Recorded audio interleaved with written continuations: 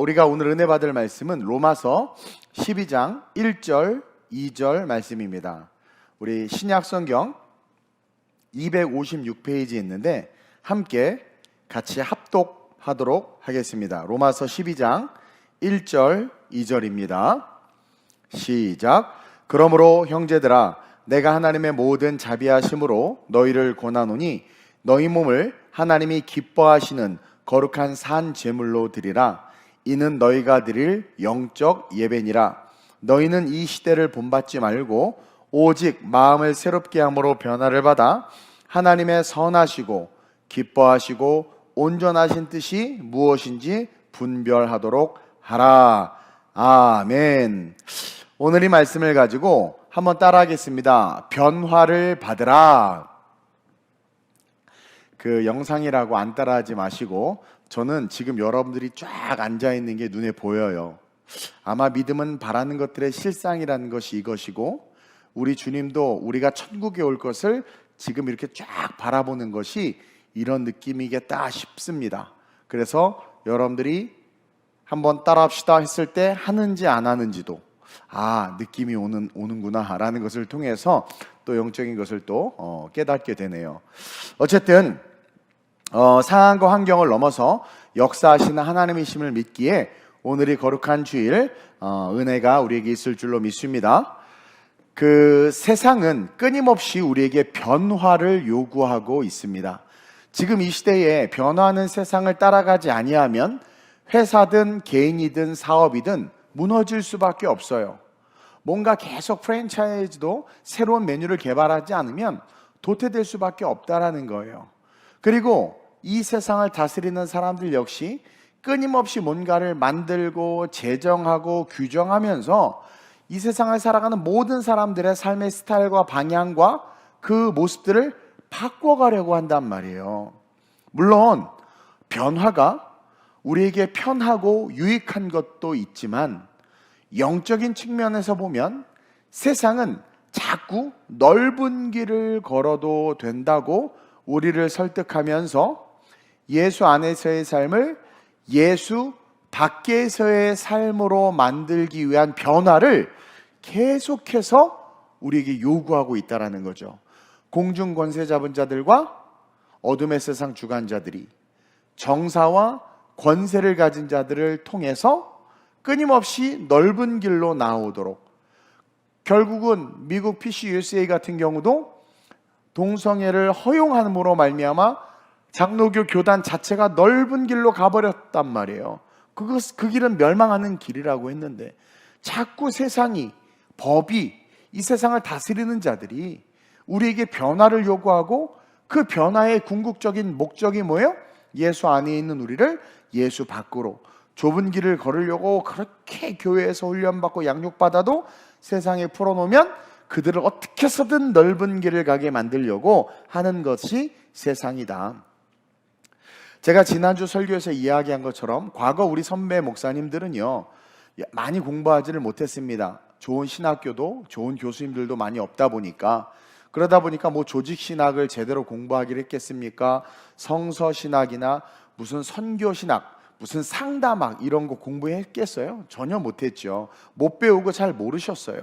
근데 한국이 그 전쟁통에서 이렇게 부흥할 수 있었던 것은 우리 선배 목사님들이 학문적인 것은 부족했을지언정 그들이 그 삼재책의 복음이 되는 실천 신학적 측면만큼은 정말 본이 되고 실천 신학만큼은 정말 최고로 배우고 행했기 때문에 한국 교회가 부흥했다고 이야기를 드렸어요. 근데 반대로 지금은 수많은 목사님들이나 사역자들이 온갖 교리와 신학과 지식들을 배워서 다 박사야, 다 박사. 다 그냥 디그리가 디글디글돼요. 그리고 학위들도 너무 좋고 뭐 외국에서 공부하고 오고 너무나 많은 지식과 너무나 많은 그런 학문적인 성취가 있지만 지금 한국 교회가 이렇게 약화되고 다음 세대들에 대한 비전이 없는 걸 보면 뭡니까? 박사면 뭐예요? 실천 신학적 측면이 보이지 않고 있다라는 거죠. 세상이 그것을 보지 못하는 거예요.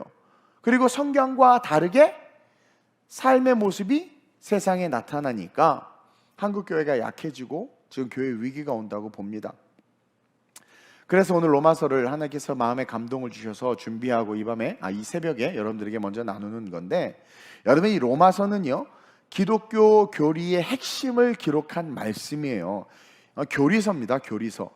그래서 로마서 1장부터 11장까지는 교리, 기독교에 대한 정수가 담겨 있어요. 우리가 왜 구원받아야 하고 어떻게 구원받을 수 있고 그 구원의 의미가 무엇이며 우리가 믿는 예수가 누구인지 정확하게 아주 날카롭게 당대 최고의 학자인 바울을 성령이 붙잡아서 기록해 놨단 말이에요. 그러면서 이어지는 오늘 본문 이 로마서 12장부터는 바로 실천적인 측면에 대한 내용으로 로마서 1장부터 11장까지 정말 내가 예수를 믿고 하나님이 나를 위해서 하신 일들을 내가 믿고 안다면 이제 당연히 우리는 이 12장으로부터 시작되는 행함의 믿음, 실천적 믿음의 삶을 살아내야 하고 그러한 삶으로 삶이 변화돼야 된다는 거예요. 무너져가는 한국 교회와 무너져가는 이 세상을 회복시키기 위해선 우리가 다시 로마서 12장 이 1절로부터 시작되는 이 말씀으로 말미암아 변화되는 삶, 변화되는 교회, 변화되는 성도가 되어야 된다는 거예요. 그래서 오늘 본문인 이 12장 1절의 시작이 어떻게 시작됩니까? 성경 보니까 그러므로 형제들아, 그러므로라는 접속사로 시작하고 있는 것이고, 이 그러므로라는 뜻이 뭡니까? 1장부터 11장까지의 모든 내용을 싸잡은 거예요. 그래서 1장부터 11장까지 잘 들었지, 잘 배웠지, 이게 기독교야, 이게 하나님의 사랑이야, 이게 예수님이 이 땅에 오신 이유고 이게 예수님이 널 향해서 가진 마음들이야 라는 것을 가르쳐주고, 그러므로 말미암아 어떻게 돼요? 너희가 그것을 받아 이제 어떻게? 행함의 삶을 살아야 된다는 거예요.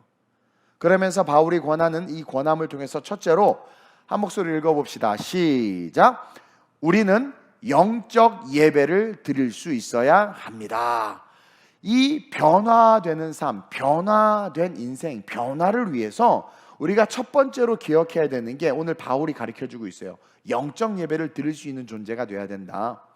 영적 예배를 드리는 성도, 영적 예배를 드리는 신앙이 돼야 된다는 거예요. 여기서 이 영적인 것은 무슨 그분이 오셨어요 이런 신령한 것으로 생각해서는 안 돼요.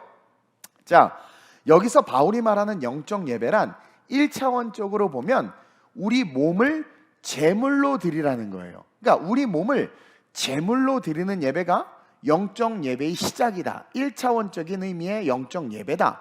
오늘 본문 1절입니다. 함께 시작. 그러므로 형제들아, 내가 하나님의 모든 자비하심으로 너희를 권하노니 너희 몸을 하나님이 기뻐하시는 거룩한 산제물로 드리라. 몸을 산제물로 드리라고 하죠.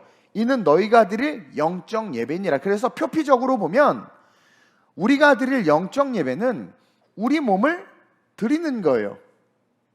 산제물로, 죽은 게 아니라 살아있는 채로 제물이 되는 거라는 거예요. 근데 이 본문이 쓰여질 당시에 이 시대 상황, 이 시대적 철학이 뭔지를 알아야 됩니다. 이 당시를 지배하던 철학은 헬라 철학인데 이 헬라 철학은 완전한 이원론을 이야기합니다. 그래서 이 당시 때 모든 이 로마서가 쓰여질 당시에 모든 유대인들뿐만 아니라 당대의 모든 배웠다는 사람들은 육체는 다 부정하다고 여겼어요. 이 육체는 다 더럽고 정신, 영혼 이것만이 순결하고 아름답고 깨끗하다. 즉 영적인 것은 선이고 육적인 것은 악이다라고 여겼단 말이에요. 근데 바울이 뭐래요? 이 육을 부정하다고 여겨지는 것, 이 악한 것을 제물로 드리래요. 그러니까 이해할 수 없는 말이란 말입니다. 즉 육체를, 몸을 제물로 드린다는 것 자체가 상당히 어폐가 있는 거예요. 타락하고 부정한 몸은 제물이 될 수 없기 때문에. 근데 왜 바울은 그 시대에서 시대가 감당하지 못하는 이런 말들을 이 이야기를 했느냐? 이 바울이 영적 예배의 삶의 시작이 몸을 드리는 것이라고 이야기한 것은 여기서의 몸이 바로 뭡니까? 로마서 1장에서 11장까지가 실제가 되고 그 로마서 1장에서 11장까지를 그 육체 속에 받아들여서 신앙 고백을 통한 구원의 확신을 가진 자들을 말하는 거예요. 그래서 그러므로 그것이 실제가 된 자들은 이제 예수의 십자가 신앙 고백이 이루어지고 예수님의 그 하나님의 사랑과 그 보혈의 은혜가 무엇인지를 알기에 내 육체가 깨끗해진 거예요. 원죄가 사라진 거죠. 칭의의 삶이 된 겁니다. 그러니까 내가 살아가는 삶 자체가 이제 하나님이 기뻐하시 제물이 될 수 있는 거예요. 내 육체를 제물로 드릴 수 있는 거예요. 이제 깨끗하게 된 겁니다. 그래서 그 깨끗하게 된 신앙 고백한 그 육체, 인생이죠, 인생. 그 인생을 하나님 앞에 드려라 이거예요. 이것이 영적 예배의 시작이다. 드려라.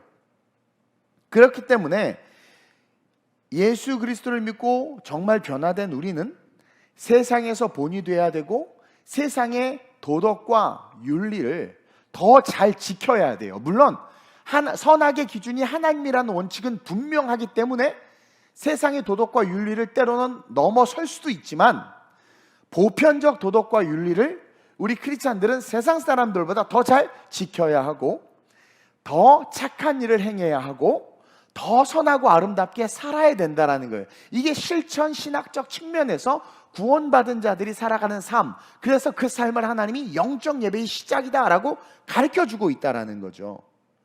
근데 그게 잘 되나요? 원수 사랑할 수 있어요?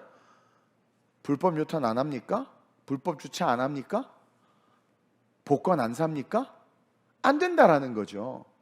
그러면 어떤 생각에 다시 우리가 귀결돼요? 진짜 나 변화됐나?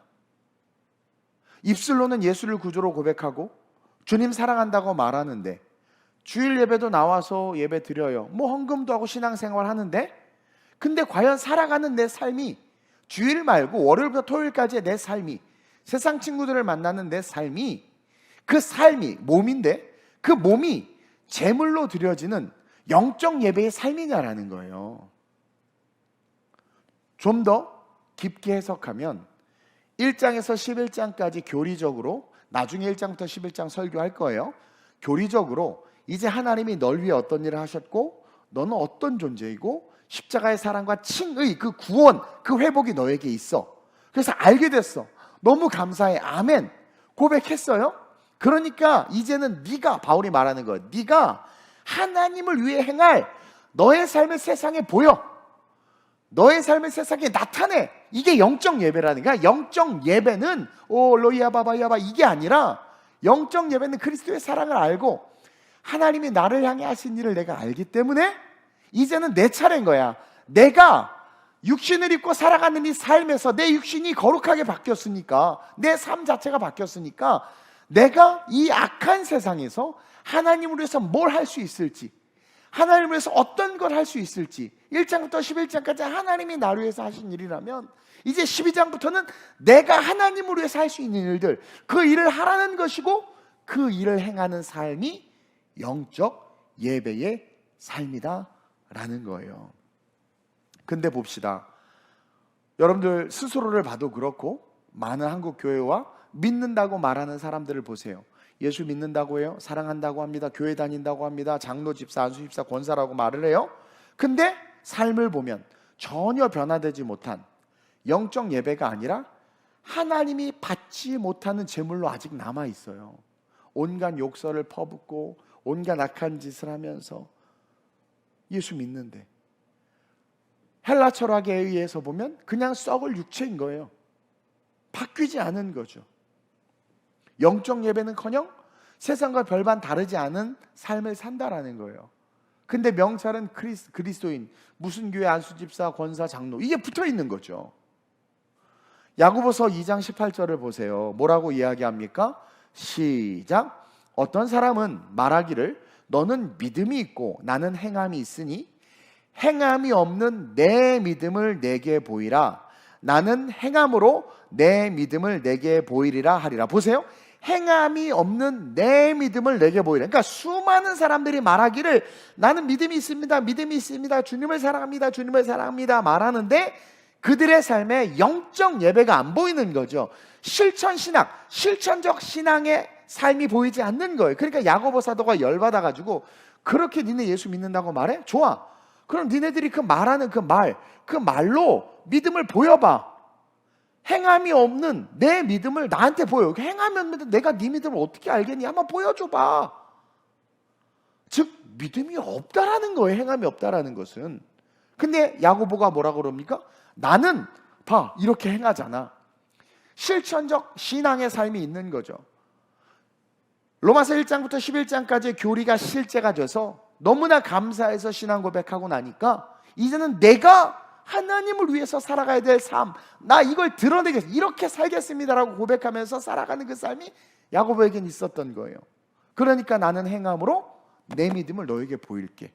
두 믿음이 충돌하고 있잖아요. 제가 옛날부터 자주 쓰던 말인데 주둥이 신앙과 행함 있는 신앙, 이 두 신앙이 붙은 거죠. 즉 핵심이 뭐예요?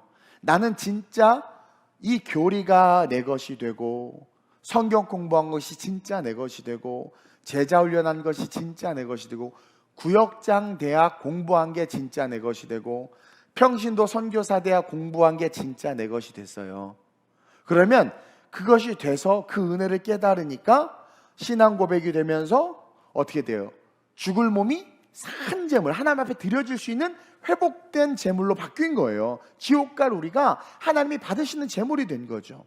그래서 이제 바뀐 내 삶이 진짜 재물이기 때문에 말뿐이 아니라 바뀐 내 삶이 세상에 드러나는 그 행함이 있어야 된다라고 바울이 지금 강력하게 이야기하는 거예요.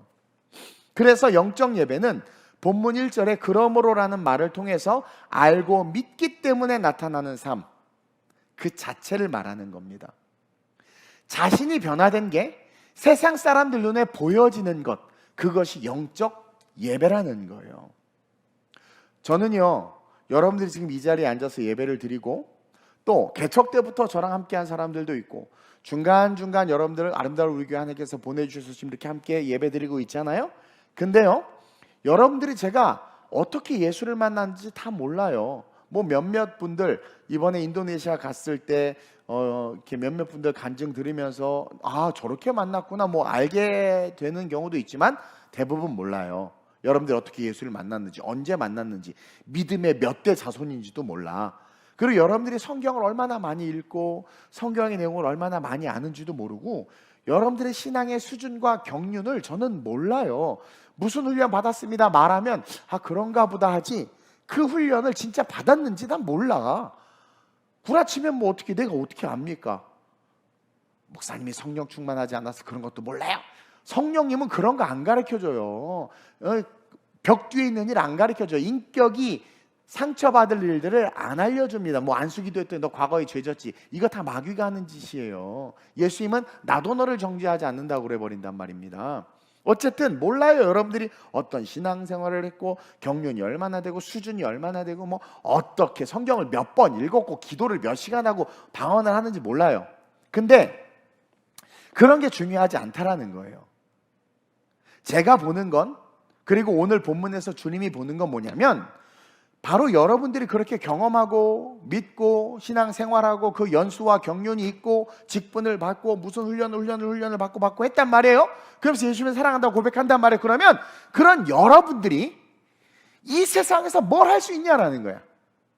제 관심은 거기에 있는 거예요. 주님 사랑한다고 말해요? 아 그래, 근데 몰라. 얼만큼 사랑하는지 모르고 그 사랑이 어느 정도 에너지인지 모르겠어. 그러나 그 사람이 이 세상 가운데서 뭘 할 수 있는지, 정말 주님을 사랑하기 때문에 할 수 있는 게 뭔지를 보면 그 사람의 신앙을 알 수 있다는 거죠.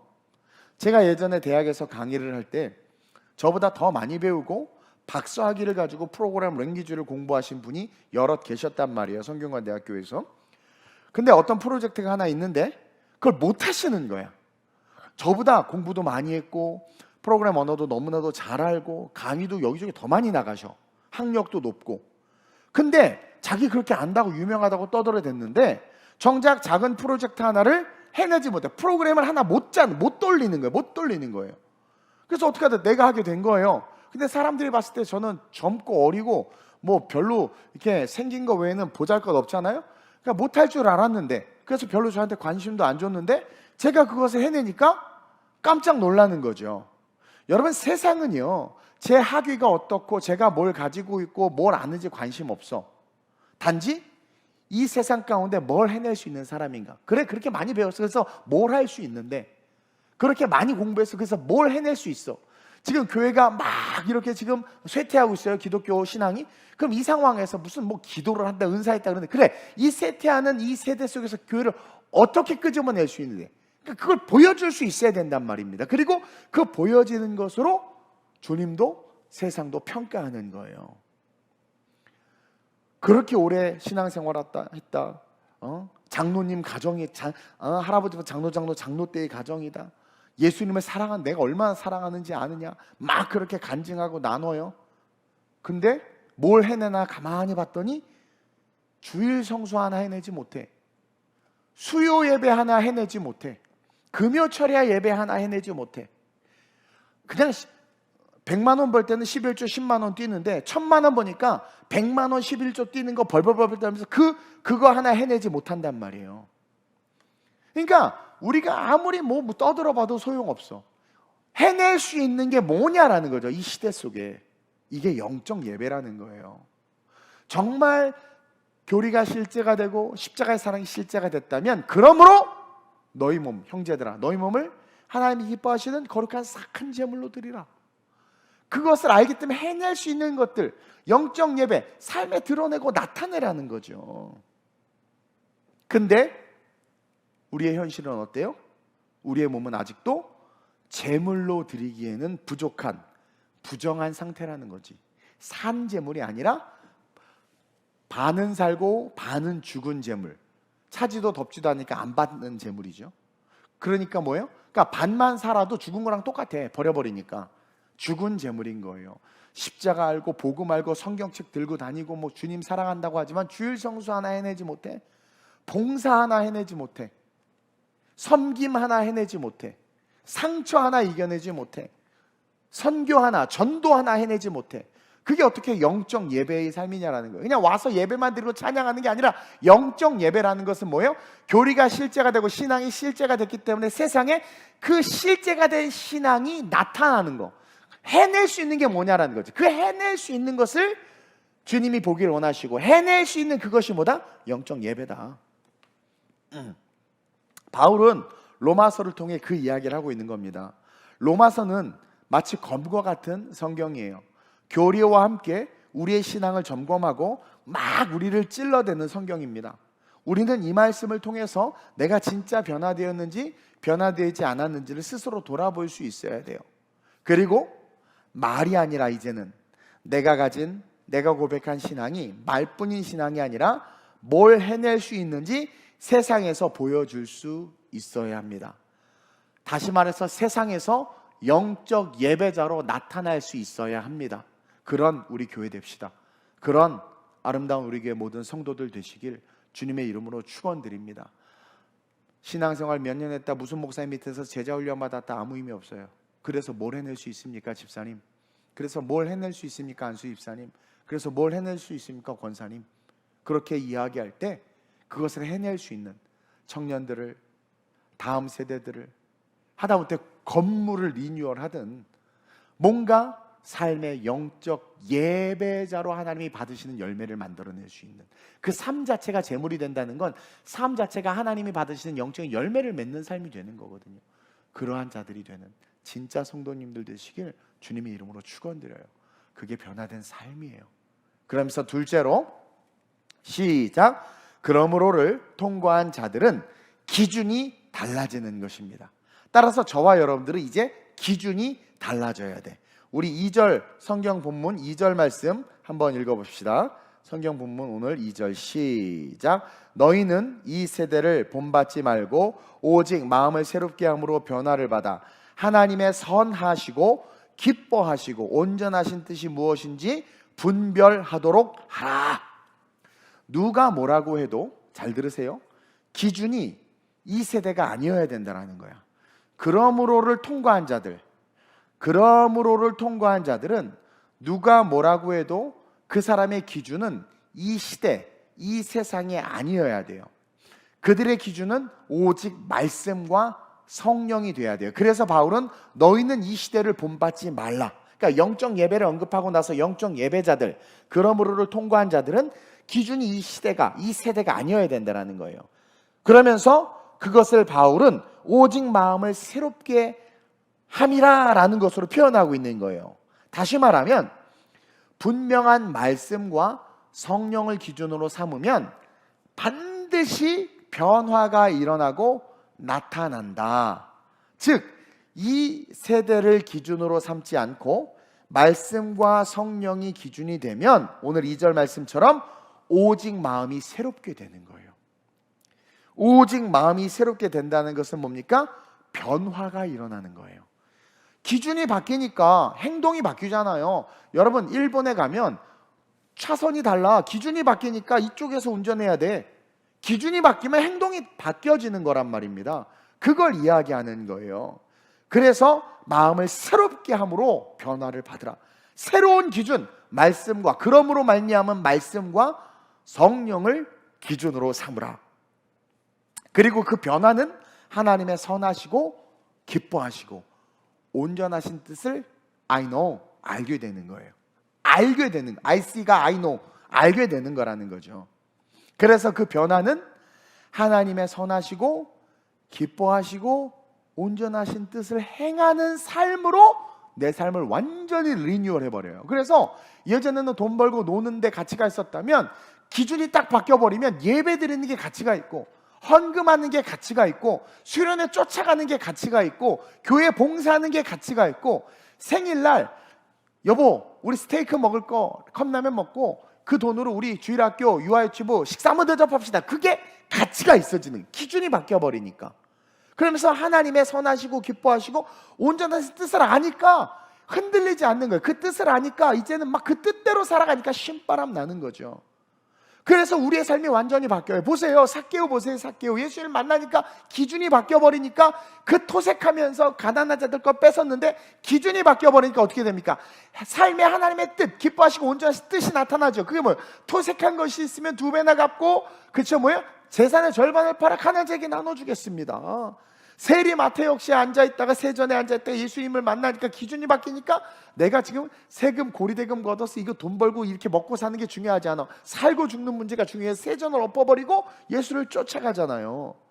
분명히 누구든지 왕 아니라 다른 사람에게 절하면 사자굴에 던져버린다고 그랬는데 그 조서에 왕의 직인 지킨 걸 알았는데도 불구하고 다니엘은 어떻게 됐습니까? 기준이 분명하니까, 하나님 기뻐하시고 온전케 여기신 뜻을 분명히 아니까 삶이 바뀌어버린 거예요. 그러니까 기꺼이 다섯 딱 문 열고 기도하는 거예요. 그 사자굴에 들어가는 겁니다. 근데 사자굴에 들어가서 어떻게 해요? 죽나요? 살아나잖아요. 여러분, 이 시대는 그런 자들이 필요합니다. 지금 기독교가 쇠퇴하고 있죠? 우리의 영성이 이루 말할 수 없이 무너지고 있죠? 우리의 다음 세대들은 보이지 않고 있단 말입니다. 50% 70%의 교회가 교회 학교가 없단 말입니다. 그런 시대에 어떻게 이 교회를 이 기독교를 부흥시키고 다시 빌드업 시킬 수 있냐라는 거예요. 이런 사람들이 있어야 된다라는 거죠. 이 시대에는 이런 자들이 필요한 거예요. 분명한 기준, 그러므로 말미암아 기준이 있는 자들. 그래야 세상을 이길 수 있고, 그래야 진짜 영생을 얻을 수 있고, 그래야 진짜 다음 세대를, 넥스트 제너레이션을 이끌 수 있단 말입니다. 진정한 기준이 세워진 자들이 세상을 이길 수 있는 거예요. 여러분, 세상을 이기는 건 그냥 이길 수 있어, 막 뛰들고 필승, 주님 할 수 있습니다, 이게 아니라는 거예요. 그런 객기가 아니라는 겁니다. 진정한 올바른 기준, 하나님께서 기뻐하시고 온전케 여기시는 것이 무엇인지를 아는 분명한 기준, 이 시대들을 본받지 않고 마음을 새롭게 하는 자들, 그래서 하나님의 기준을 가진 자들만이 세상을 이길 수 있어요. 그게 요한일서 5장 4절에 기록되어 있습니다. 보겠습니다. 제가 제 주석 달아놨는데 보세요. 무릇 하나님께로부터 난 자마다, 이게 하나님께로부터 난 게 뭡니까? 바울이 그렇게 교리적으로 설명해 놓은 로마서 1장부터 11장까지의 내용이에요. 즉 그것을 받아들인 자들, 그것을 아멘한 자들, 예수를 알고 복음을 알고 그 십자가의 사랑을 알고 그것을 고백한 자들, 즉 그러므로를 통과한 자들, 그것이 하나님께로서 난 자예요. 그러한 자들마다 어떻게 세상을 이긴다고 그러죠. 아까 분명히 이야기했죠. 오늘 본문 2절에서 너희는 이 세대를 본받지 말라고 그랬어요. 그러니까 세상을 이긴다는 건 뭡니까? 새로운 기준을 가졌다라는 거예요. 새로운 기준은 뭐라고 그랬습니까? 본문 2절에 악점 전에 마음을 새롭게 한다고 그런 거예요. 마음을 새롭게 한 거예요. 그러니까 그러므로를 통과해서 새로운 기준을 가진 자들, 마음을 새롭게 하는 자들은 세상을 이겨요. 그리고 세상을 이기는 승리는 이것이 뭐예요? 우리의 믿음이라. 여러분, 믿음이 뭔 줄 아십니까? 기준입니다. 십자가예요. 믿음. 그러니까 그 기준, 십자가, 예수, 그 교리, 십자가, 구원, 그 기준이 분명한 자들은 반드시 세상을 이기고 세상을 바꾸는 거예요. 그래서 성경에 기적과 능력을 행한 자들을 보시란 말입니다. 흔들렸습니까? 모세 흔들렸습니까? 애국 군대와 홍해 앞에서 흔들렸습니까? 마라의 쓴물 앞에서 흔들렸습니까? 아말렉과의 싸움에서 흔들렸습니까? 여러분, 다윗이 골리앗 앞에서 흔들렸습니까? 사무엘이, 그리고 다니엘이 그 상황과 환경 속에서 흔들렸습니까? 기준 있는 자는 흔들리지 않습니다. 결국 그들로 말미암아 이스라엘은 구원을 얻었고 가나안 땅을 차지했고 하나님의 역사가 이루어졌다라는 거예요. 그래서 그러므로 말미암는 기준이 있는 저와 여러분들이 돼야 돼요. 세상을 따라가지 마세요. 이 세대를 본받지 마세요.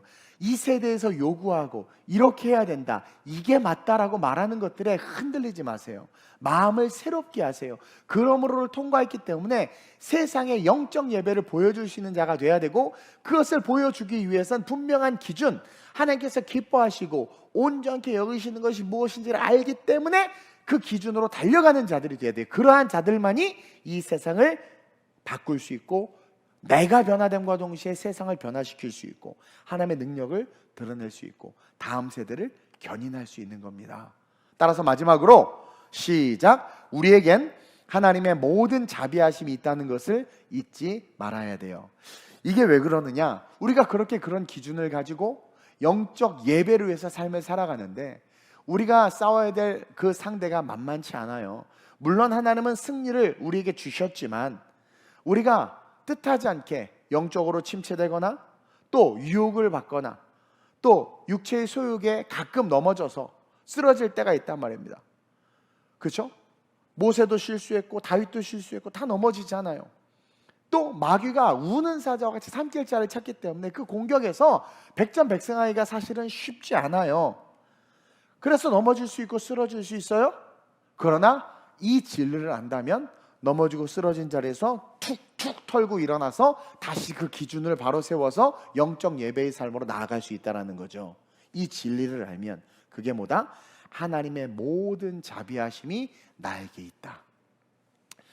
이 하나님의 모든 자비하심, 이 자비들, 하나님의 모든 자비들, 복수거든요. 영어 성경을 보면. 근데 이것을 번역할 때 모든이라고 해서 복수를 이런 식으로 표현했는데, 그러니까 내 삶의 모든 영역에, 그렇게 일어나는 자들의 삶의 모든 영역에 하나님의 자비하심, 사랑으로 말미암은 용서하심이 있다라는 거예요. 아까도 이야기했지만 베드로 그렇게 예수님 지키겠다, 뭐 부인하지 않겠다 부인해버렸잖아요. 근데 주님이 다가와서 이놈의 새끼야 막 그랬나요? 그게 아니라 내 양을 먹이라, 내 양을 치라, 내 양을 먹이라 말씀하시면서 조반 구워놓고 베드로를 안으셨어. 도마가 의심하고 하니까 너 이놈 새끼야 너 그렇게 의심하냐, 이게 아니라 만져봐라. 이게 자비하심이란 말입니다. 모든 자비하심, 도마의 의심에 대한 자비하심, 베드로의 배신에 대한 자비하심, 모든 자비하심. 그래서 저와 여러분 역시 신앙의 열정과 말씀의 기준으로 세상을 살아가지만 넘어지고 쓰러질 때가 있어요. 그때 낭망하지 마세요. 낙담하지 마세요. 진정한 변화를 이룬 자들은 말뿐이 아닌 신앙과 믿음이 있기에 세상에서 해낼 수 있는 것들이 있단 말이에요. 그래서 그것을 가지고 해내면서 열심히 싸우다가 넘어지고 쓰러져요. 좌절하고 낭망하는 것이 아니라 벌떡 일어나서 오늘 본문 1절에 나온 말씀을 기억하는 겁니다. 하나님의 모든 자비하심이 나에게 있다. 오늘 본문 1절 한번 볼까요? 그러므로 형제들아, 내가 하나님의 모든 자비하심으로 너희를 권하는, 그러니까 바울이 권하는 거예요. 실천적 신앙의 삶을, 이제 12장 이후로부터 실천 신학이 나오는데 이 실천 신학의 삶을 살다가 넘어진단 말이에요. 그러니까 먼저 서두에 꽝 직인을 찍어 놓는 겁니다. 어떤 하나님의 직인을, 모든 자비하심은 너희를 권한다. 그러니까 두려워하지 말고 영적 예배의 삶을 살아. 넘어져도 괜찮아. 모든 자비하심, 그 모든 영의 하나님의 사랑과 용서하심이 있다. 그 이야기인 거예요. 그래서 우리의 연약함에 하나님의 자비하심이 임하심으로 말미암아 우리는 계속되는 회복, 계속되는 리커버, 계속되는 리빌딩의 삶이 된다라는 거죠. 그러니까 넘어져도 일어나서 가고, 넘어져도 일어나서 가고, 마귀가 그 넘어진 걸 가지고 뒤에서 막 할퀴고 정죄하고 할 때 툭툭 털어. 하나님의 모든 자비하심이 나에게 있어. 마귀 새끼야 떠나. 그리고 걸어가는 거예요. 세상을 향해서, 죽어가는 영혼들을 향해서, 무너져가는 한국 교회를 향해서. 또 동시에 세상 가운데 두려워 떠는 그들에게 그 자비하심에 힘을 입은 우리가 그들에게 자비하심을 베풀고 그 하나님의 자비하심을 알게 하는 복음 전도자로 그렇게 이 세상 가운데 삶을 살아가는 거예요. 이는 무한한 용서를 뜻하며 무한한 사랑을 말하며 그것을 베풀 수 있는 진정한 변화된 작은 예수가 저와 여러분들이 되라는 거예요. 즉 우리를 통해서 세상은 자비하신 하나님을 봐야 하고, 우리 역시 살다 보면 미운 사람이 있고 막 그런 사람이 있지만 내가 그 자비하심으로 용서를 받았기에 나 역시 그를 용서할 수 있는 거죠. 우리가 성정이 있기 때문에 저도 막 화가 나고 미운 사람들이 있단 말이에요. 막 그때 내가 하나님의 자비하심으로 용서받은 걸 생각하면 그 심령을 용서할 수 있는 거예요. 그리고 또 예수를 모르고 죄악 가운데 죄의 장아찌가 돼서 살아간 자들을 볼 때도 쟤도 자비하심을 입을 수 있는데, 그러면서 어떻게 그 하나님의 기준을 가지고 영적 예배를 위해서 그에게 다가가는 거죠. 이러한 삶이 믿는 자들의 삶이 되고 저와 여러분들 이렇게 세상 가운데 살아가기 시작한다면 그리스도의 계절이 오지 않겠습니까? 주님께서 그 영혼들을 구원하지 않겠습니까? 무너진 한국교회가 다시 재건되고 잃어버린 교회학교들, 무너진 교회학교들 다시 세워지지 않겠습니까? 죄로 물든 우리의 몸이 거룩한 산 제물이 되는 게 이 모든 것의 시작이에요. 즉 진짜 예수를 믿었다면 여러분 기억하세요. 여러분 무슨 훈련 받았고 성경 몇 번 읽고 기도 몇 시간 하고 이거 아니에요. 그게 중요하지 않아요. 그래서 이 악한 세상, 이 죄된 세상에서 네가 뭘 할 수 있니? 네가 그렇게 주님 사랑하고 믿음이 있다고 말하잖아. 뭘 할 수 있어? 행함으로 나에게 믿음을 보여줘. 그 행함이 있어야 되는 거예요. 오늘날 한국교회가 주의 종들이, 성도들이 이 실천신학적인 측면에서 행함이 없었기 때문에 세상이 한국교회를 손가락질하고 한국교회가 지탄받은 겁니다. 과거에는 안 그랬잖아요. 우리 예전에 선배 목사님들 산골짜기에서 동서사방 뛰어다니면서 반 메고 일하고 뭐 하여튼 동네 일 다 감당하면서 그것을 했던 것들, 그 실천적 모습이 결국 불교를 내려놓고 정한수를 내려놓고 우상숭배를 내려놓고 무당 찾던 발걸음을 다 내려놓고 교회로 와서 이렇게 부흥한 거 아닙니까? 부흥한 거 아니에요? 그러면서 내가 예수님을 사랑하고 믿는다고 하면서 과연 나는 이 세상에서 해낼 수 있는 게 뭔가, 그리고 뭘 해내고 있는가를 돌아보시기를 바라요. 그게 영적 예배인데 그게 없으면 여러분들은 아직 영적 예배의 삶을 살고 있지 않은 겁니다. 그러면서 동시에 그렇게 사는 삶에 나약함과 연약함이 있을 수 있죠. 없을 수 없잖아요. 있단 말이에요. 그럴 때 모든 자비하심으로 나를 덮어주시고 나와 함께 하시고 나를 사랑하시며 나로 하여금 다시 일어나라 말씀하시는 그 사랑이 내 삶에 머물고 있다. 그것을 기억하며 그 사랑과 함께 5대양 6대주 열방을 품고 나 하나님께 쓰임 받으리라. 영적 열매를 맺으리라. 하나님께서 기뻐하시고 온전케 여기시는 하나님의 뜻을 분명하게 분별하여 알아 그 뜻을 이루는데 나 나아가리라. 다짐하는 저와 여러분들이 됐으면 좋겠어요. 저 지도를 11개국을 우리 교회 그렇게 선교하는 것은 하나님이 저에게 그 기준을 분명히 알게 해주셨어요. 우리 교회의 사명입니다. 그게 OBC 웨이예요. 그리고 여러분들 그것 때문에 모인 거예요. 사람이 마음으로 생각으로 계획할지라도 발걸음을 이끄시는 분은 여호와시라고 했어요. 부인하지 마세요. 그것 때문에 모인 거예요. 영적 예배자, 즉 산제물이 되지 않았기 때문에 아직도 죽은 제물이기 때문에 자꾸 자기의가 나오는 거예요. 산제물은 그러지 않아요. 오늘 이 시간 비록 이렇게 제가 전심으로 미리 녹화해서 여러분들에게 복음을 전하지만 동일한 주일 말씀이 그 열정은 변함없습니다. 이 시간에 뜨겁게 한번 기도했으면 좋겠어요. 그래서 우리 교회가 하나님께서 우리 교회를 크게 쓰신다고 했습니다. 저는 그것에 대한 믿음이 있어요. 저의 어떠함과는 상관없이 하나님은 일하실 수 있는 분이기 때문에. 그래서 오늘 이 시간 뜨겁게 주님, 내가 영적 예배자 되게 하여 주옵소서. 입술로만, 주둥이 신앙으로만 그렇게 뭐 주님 사랑하고 뭐 했다가 아니라 과연 내가 가진 이 신앙이 악한 세상에서 뭘 해낼 수 있을까? 나는 뭘 해내면서 지금 살아가고 있는가? 어떤 영적인 열매를 맺으면서 살아가는가? 나의 어떤 스펙을 자랑하는 것이 아니라 내가 맺은 열매가 무엇인가를 바라보며 나는 과연 분명한 기준을 가지고 신앙생활하고 있는가? 하나님께서 기뻐하시고 온전케 여기신 뜻이 무엇인지를 알고 걸어가고 있는가? 그리고 그 걸어가는 길에 넘어지고 쓰러졌을 때 나는 그 넘어짐 때문에 완전히 낙담하고 실족해서 나 뒹굴어지고 있는가? 아니면 모든 자비하심이 내 삶에 있음을 알기에 그 하나님을 바라보며 다시 일어나 걸어가는가? 하나님, 마지막 이 시대에 내가 다시 일어나 걸어가는 그 기준을 향해서 달려가는, 그리고 마지막 때에 영적 예배자로 하나님께서 받으신 영적 열매를 맺는 그런 성도들, 그런 교회 될 수 있게 해달라고 우리 시간 주님을 3번 부르고 합심으로 전심으로 기도합니다. 주여, 주여, 주여. 할렐루야. 좋으신 아버지 하나님 감사합니다. 하나님께서 우리 교회를 통하여 일하실 일들과 행하실 일들을 기대합니다. 비록 하나님 이 시간 이렇게 주의 종 영상을 통해서 우리 성도들 주일날 만났지만 하나님 동일한 이 열정과 마음 이 시간에 하나님께서 쏟아부어 주심을 믿습니다. 하나님, 우리가 이 세상을 살아감에 있어서 기독교 인구가 감소하고 한국교회가 약해지는 것은 그 누구의 책임이 아니라 바로 우리의 책임입니다.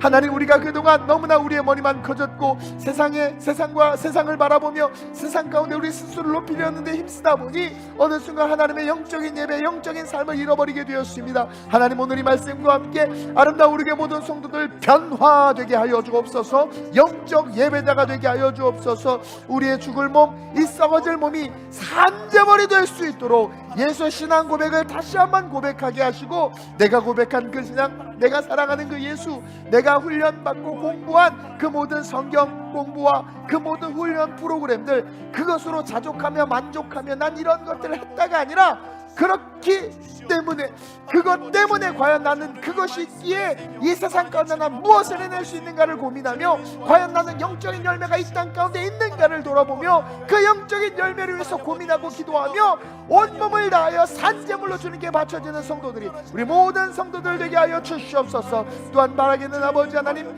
우리의 기준이 정말 너무나 많은 세상의 메시지들과 노이즈들로 말려 흔들리고 있습니다. 우리 청소년들의 기준 또한 흔들리고 있습니다. 주여, 우리의 기준이 하나님께서 기뻐하시고 온전케 여기시는 것이 되게 하시고 세상을 본받지 않는 참 그리스도인이 될 수 있도록 인도하여 주시며, 그 길을 걸어감으로 말미암아 영적 전쟁 가운데 쓰러지고 넘어질 수 있지만 그럼에도 불구하고 모든 자비하심이 우리를 덮고 있음을 기억하며 다시 일어나 달려가 주님 오실 그 길을 예배하는 진짜 성도, 변화된 성도, 영적 예배를 드리는 하나님의 기뻐하시는 성도들이 우리 모든 성도들이 되게 하여 주옵소서. 성령의 우리 교회를 마지막 이 시대에 사용하여 주옵시고 하나님의 영광으로 가득하게 하여 주시옵소서. 좋으신 아버지 하나님, 오늘 이 시간 우리의 신앙의 본질적인 부분들을 터치해 주시고, 또 우리가 이것을 통해서 우리 자신을 다시 한번 성찰하며 우리의 신앙의 그 궤도를 수정하고 맞출 수 있도록 은혜 주신 것 감사함을 드립니다. 세상은 빠르게 변하고 있고 점점 넓은 길을 가라고 대놓고 말하는 것은 아니지만 우리의 이성이 옳다 여겨지고 맞다 여겨지는 것들을 쫓아가다 보니 어느 순간 넓은 길에 서 있는 우리의 모습들, 한국교회의 모습들을 보게 됩니다. 주님, 성경은 분명히 이 시대를 본받지 말라고 했고 오늘 말씀에 우리의 몸을 거룩한 산 제물로 드리라고 했습니다. 이 썩어질 우리의 육체, 이 몸이 예수 그리스도로 말미암아 구원받았음을 기억하며 악한 이 시대 속에서 그 주님의 십자가의 사랑을 깨달아 하나님께서 우리를 살려주신 그 은혜를 기억하며 진정한 신앙 고백을 통해서 하나님, 변화된 우리의 삶이 이 세상 가운데 영적인 열매를 맺는데 힘쓸 수 있는 삶이 될 수 있도록 주님 인도해 주옵소서.